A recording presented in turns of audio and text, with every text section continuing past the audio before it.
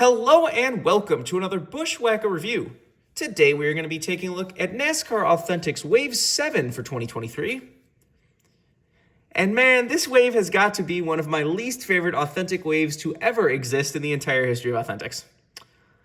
Basically what these cars are, for the NASCAR 75th anniversary, they initially released a Gold Series box set of all of these cars. These are all the drivers that got 75 wins in their career.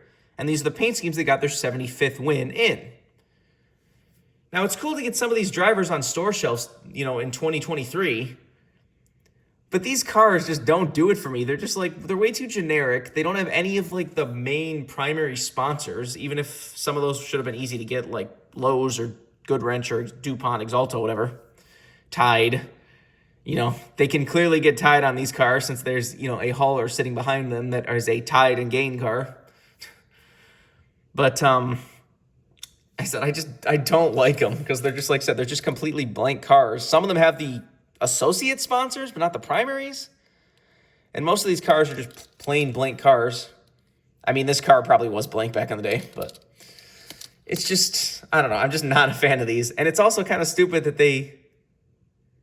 why did they even waste an entire wave on these? They were just fine as a box set for 164s if somebody wants them. What was the purpose in shoving the entire set in Authentics as a whole wave? Some of these cars were sold okay. Other ones just peg-warmed everywhere. There was a lot of times where I saw the Petty, the Gordon, and the Dale Earnhardt cars just piled everywhere. Like I said, it is cool to get some of these drivers and to see some of these paint schemes. Just without the sponsors, they just kind of fall flat to me. I don't know. I'm sure some people really love them, but this is just not for me. But anyways, let's get down to the cars. We'll start with the Richard Petty. As you can see on the decklet of all the cars, they do have the date and year that they got their 75th win. Like I said, they're just pretty much plain blank cars on next-gen bodies. It's funny that all of these are Chevys except for the one Ford. I mean, some of them were definitely Chevys. I think that one would have been was that one a Chevy or was that a Buick maybe? I don't know exactly which car this would have been for Petty, probably a Plymouth or something. Richard Petty didn't very often use Chevys, but I don't know. Somebody can tell me in the comments. This is also one of the two blurry decal cars, because of course they still had to put blurry decal cars in this wave. Why not? It shows Petty and Dale Earnhardt. Very odd choices there. But like I said, they all have the same thing with the NASCAR 75th anniversary logo on the hood, too. This one has a nice metallic silver splitter for some reason. I assume that's meant to be the chrome bumper or the chrome bottom piece of the car. Oh, well. Next up, we have old David Pearson. See, this one was July 22nd, 1973 with the classic Wood Brothers design there. This one also does have the silver splitter. So I assume that's meant to be kind of the chrome bumpers and bottom pieces to the front noses. So this is the only one in the entire wave that isn't a Chevy. I assume this car would have been when he had Purelator as the sponsor, but not 100% on that.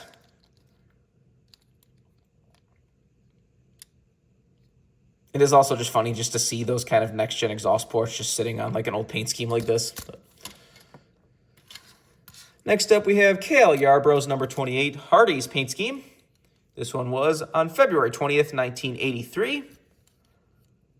You can see on this one, you can see they still have some of the other contingency sponsors and stuff. The associates, you got 7-Eleven right there. You got Competition Cams. You got Valvoline. So what was the purpose in not putting the sponsors? Is because you couldn't get some of the sponsors, the Miller car, you just said, screw it, we're not going to put any of the sponsors on? I don't get it. And they're doing the same thing again in 2024 for Richard Petty's anniversary. There's a selection of Richard Petty family cars, everyone in the Petty family, which they did completely ignore Thad Moffitt, which is just extra hilarious. I guess he's he doesn't have the Petty name, so he doesn't count. You don't have the current Petty family driver in the Petty family box set, but whatever. But again, all of those, no sponsors. I don't get what the purpose of this is. Think of how cool this would have been if these were all just the old paint schemes with the old sponsors and they had, on the next-gen cars. That would look really cool. You had Hardee's on the hood, Hardee's on the side. Put the 75th logo on the deck lid or on the back bumper or something. I don't know. It just doesn't make sense to me. But like I said, I'm sure there's some people out there that absolutely love these, and these are the greatest thing ever. But I said, it is cool to at least get these drivers on Authentics, like, you know, retail store shelves in 2023. Like, I don't think they have all the molds for these, but that would have been cool if we actually got a set of, like, classics cars with all of these, you know, old bodies and sponsors. Next up, we have Bobby Allison's Miller High Life number 22. This one was on May 15th, 1983. Said this one is the only one I'll give them a pass on because it's Miller High Life, so they couldn't have put that on a, you know, store shelves for kids. But you see, again, you got Quaker Stage, you got Die Guard and all that good stuff. Does have the kind of bronze metallic rims. That's cool to see. This one, again, does have the silver splitter.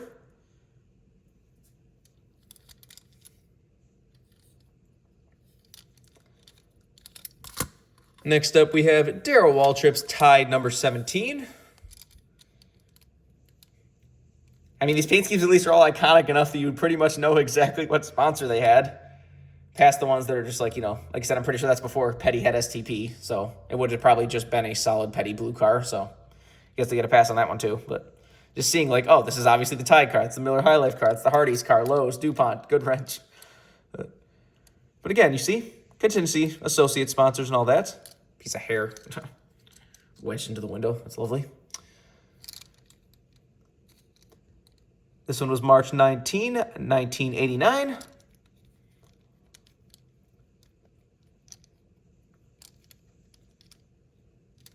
Never a bad idea to get a Darrell Waltrip car on Authentics. Surprised they haven't made more like Darrell Waltrip Classics cars. They started to make a few there for a while, and they sold pretty well, but then they just kind of stopped.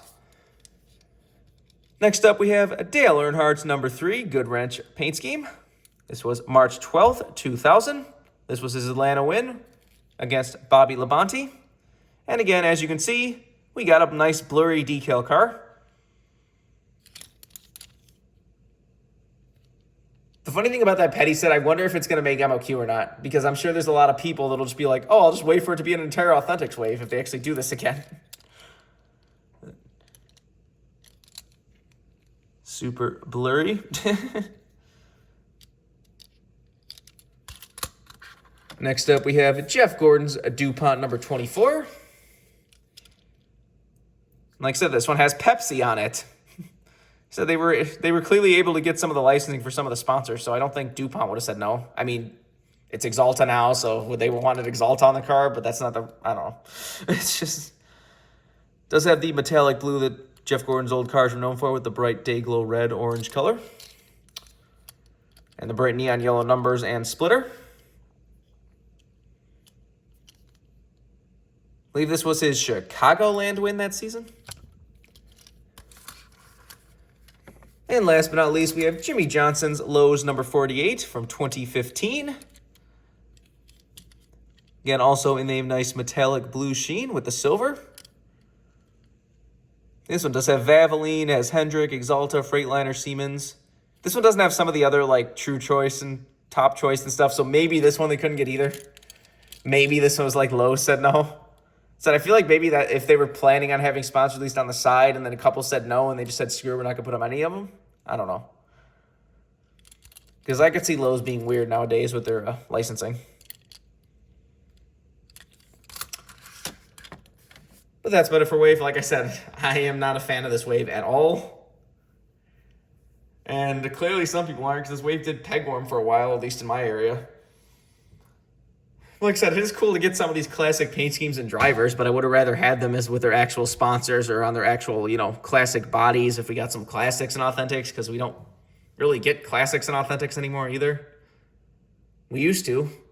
Like, we got that one Mark Martin Valvoline paint scheme. Even back when it was Spin Master, we got a couple classics. So I wish they would start putting those in authentics again. They've still been releasing plenty of classics. We got plenty of Mark Martin cars.